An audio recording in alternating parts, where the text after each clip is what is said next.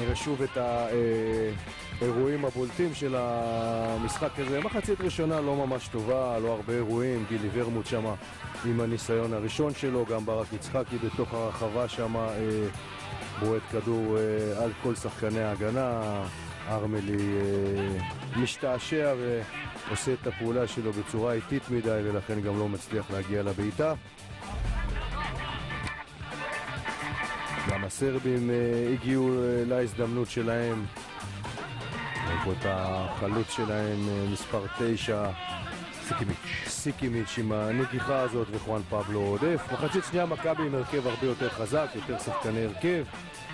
נוסאי גבור עם חטיפת הכדור, עדן בן בסט עם הפעולה הנהדרת, קבל כדור עומק טוב, עושה את ההטיה, לא בועט לשער כמו שכולם חושבים. גם השוער מצפה לבעיטה, גם ההגנה מצפה לבעיטה. בן בסט עם כדור רוחב נהדר, וטל בן חיים לא צריך יותר מזה בשביל לשים את הכדור ברשת. שפונגין שנכנס והיה לא רע, היה מעורב בשער השני, הגבהת כדור, נגיחה לא טובה של גילי ורמוט, אבל איכשהו הכדור הזה מתגלגל בסופו של דבר אל הרגליים כאן של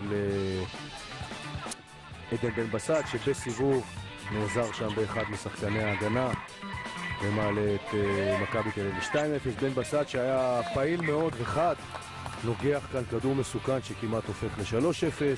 חביב אוחיון הצעיר שמקבל הזדמנות, לא עמד בהרבה מבחנים, אבל בבעיטה הזאת הוא מגיב בצורה טובה.